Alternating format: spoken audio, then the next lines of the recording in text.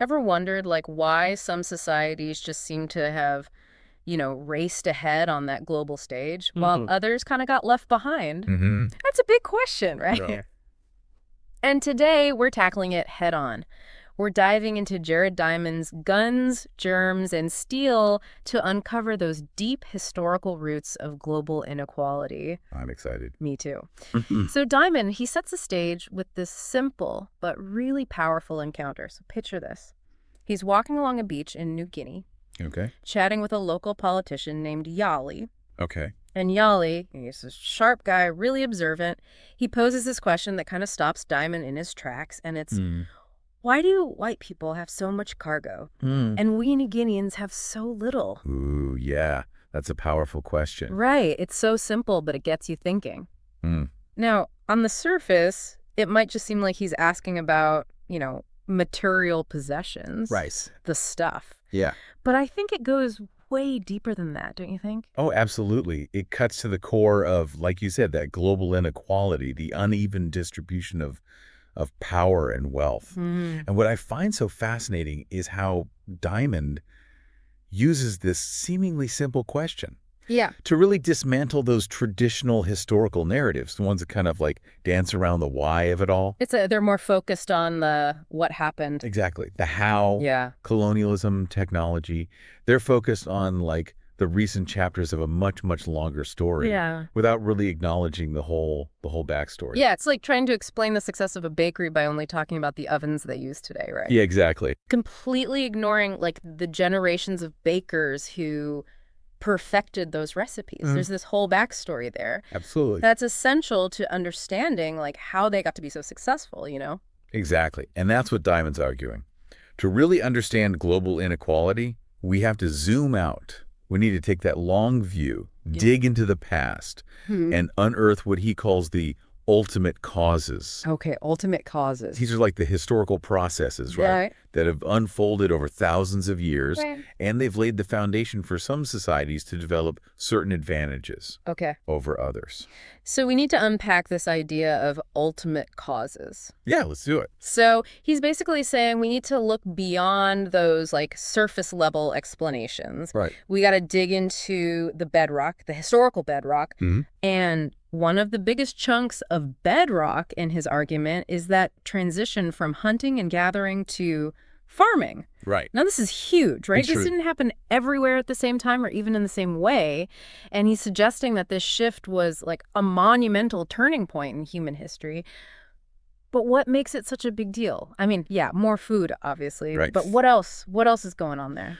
Well, imagine the ripple effects of just that one change, right? Okay. The ability to suddenly produce a surplus of food. Okay. This surplus is what allows people to stay put, to create settlements, to build. Right. It's like stability. Exactly. Yeah. Stability. Yeah.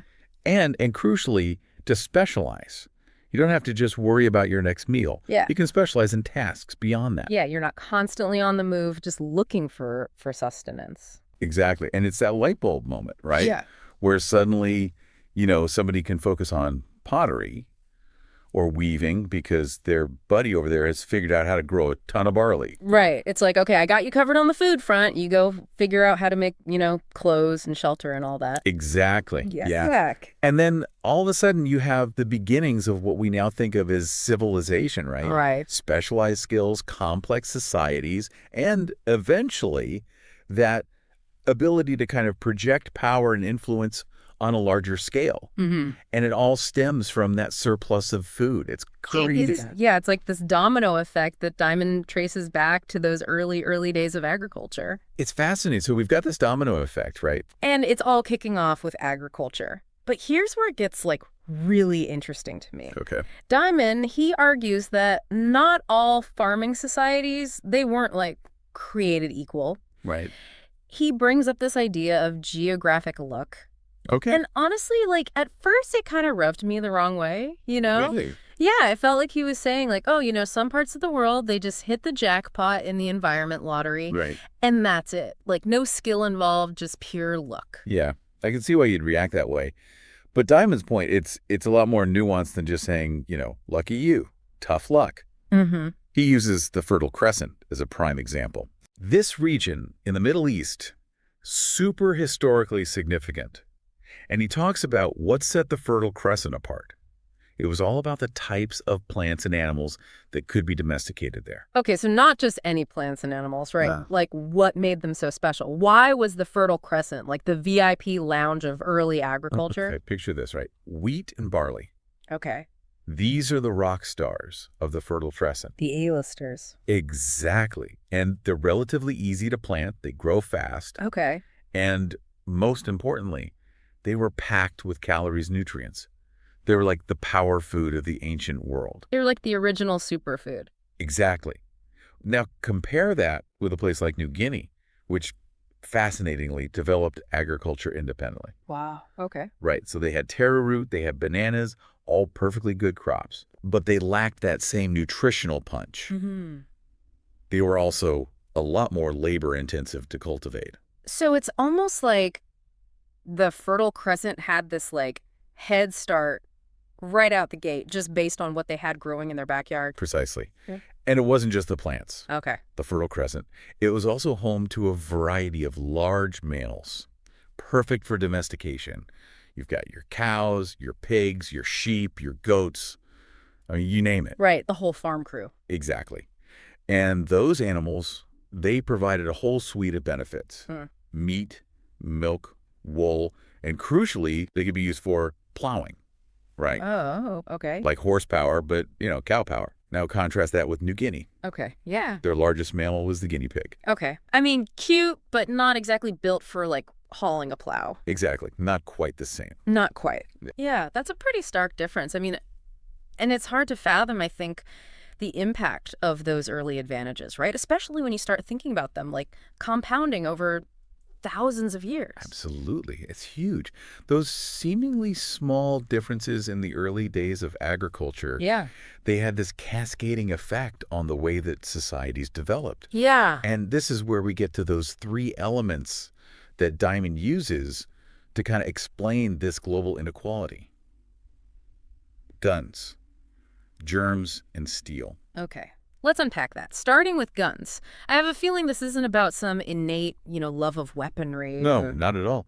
Remember that surplus of food we were talking about? Right. That surplus meant that not everybody had to be directly involved in food production, Okay. which means specialization is possible, right? And that includes people who can dedicate their time and their skills to, let's say, becoming a blacksmith. Right. Right. And over time, that specialization, it leads to the development of more and more sophisticated weaponry, culminating in guns. So the societies that had that head start with agriculture, they were the ones who could actually afford to have these specialized armies, to have these like superior weapons. Precisely. Yeah. They had the resources, they had that infrastructure to support those kinds of advancements in warfare, which, historically speaking, often meant they were the ones calling the shots, unfortunately. But guns, that's just one piece of this puzzle. Okay, now how do germs, and I'm assuming we're talking about diseases here, how do they fit into this whole equation? It seems a little more, I don't know, sinister, doesn't it? It does. Yeah. It does. And I think it's important to remember that what we're talking about here is unintended consequences. Okay. Because, see, living in close proximity to all those domesticated animals, like people in Eurasia did, well, it exposed them to a whole bunch of new infectious diseases. Right, right. So over generations, they built up some immunity to these diseases. Okay, yeah. But here's the thing. When those societies, they encountered other populations who hadn't been exposed to those diseases, Uh-oh. the results were devastating. So it's like those early farmers in Eurasia, they were unknowingly building up these biological defenses Exactly. that would like later give them this huge advantage. It wasn't intentional, but it had a huge impact on the course of history. Wow. Think about the arrival of Europeans in the Americas. They brought with them diseases like smallpox, and it just decimated indigenous populations. They had no immunity. Right. It was a tragic and, like you said, unintended consequence of those early differences in the way that people were living and farming. It's crazy how these things like snowball. It is. It's really remarkable. Okay, so we've got guns, we've got germs, both stemming from that initial advantage of food production. What about steel? Where does that fit in?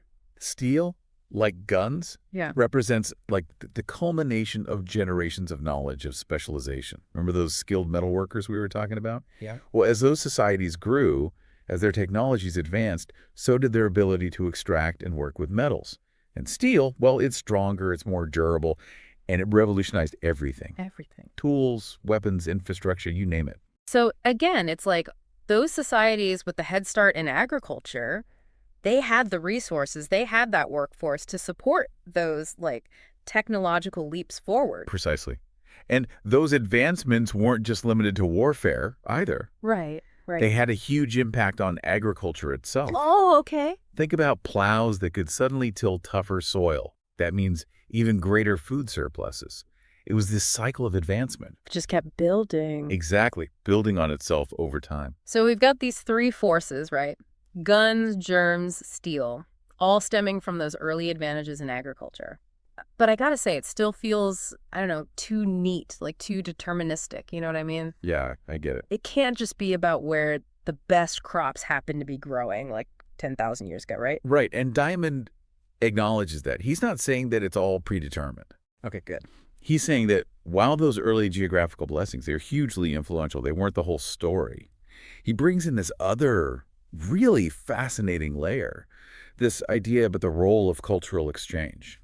Okay, so how does culture play into this whole puzzle? Did certain societies just like stumble upon better ideas or what? It's not so much about better or worse ideas, but about how easily those ideas could actually spread. Like how easily could they be shared and adopted by other societies? Okay. And Diamond points out this fascinating pattern in the way that the continents are laid out. He argues that the east-west axis of Eurasia, Okay. with its relatively similar climates, Hmm. that made it way easier for these innovations to spread. Okay, yeah. It's like a farming technique that works in Greece might also work in like Persia. Exactly. Maybe with a few tweaks, but still. It's exact. Acceptable. Think about it. If you had to travel from, Greece to Persia, it's a pretty similar climate. You're traveling over land. Right. It's not like you're suddenly dealing with like a totally different ecosystem. Exactly. And he contrasts that with the Americas Okay. because you've got this north-south axis. Right. Which meant if you were trying to transfer agricultural knowledge, let alone technologies, cultural practices, It's a whole different ball game. you're talking about wildly different climates, terrains. Yeah, you'd have to adapt like every step of the way. Exactly. So it's like Eurasia had this like built-in freeway for exchanging these ideas. Right. And the Americas are stuck on like winding back roads. Yeah, exactly. Much slower going. And that had a huge impact on the pace of development. It's crazy how much geography seems to influence this whole like grand scheme of things. It's huge. Yeah. It's a crucial factor. But remember what we were saying before. Diamond's not saying it's the only factor. He's very careful to point out the role of human agency in all of this. Right. Like geography might set the stage, but we're the ones writing the play. We're directing it. We're acting in it. Exactly. It's about the choices that societies and individuals make within those constraints.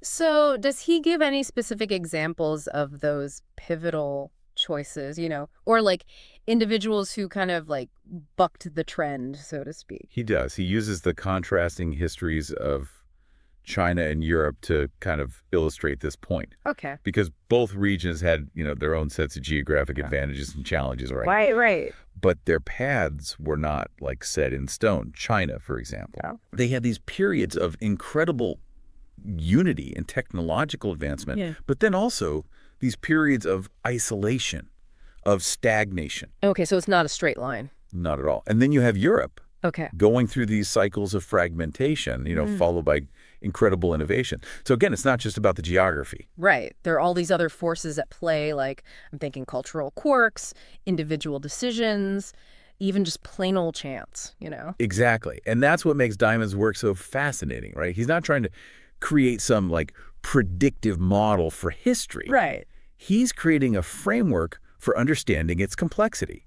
He's asking us to think about these long-term trends, the impact of geography, the power of agriculture, the role of cultural exchange, and then to think about how they all intersect with the, often unpredictable actions of human beings. It's a lot to wrap your head around, but I have to say, like, thinking about global inequality through this historical lens, It's eye-opening. It really is. It's not just about, current events or whatever economic systems are in place right now, but rather these long historical processes that are still playing out. Exactly. And that's what makes Diamond's work so relevant even decades after it was published. Yeah. It's not just a history book. Right. It's a challenge. It's an invitation to think differently about the world. And to keep asking those questions. Exactly.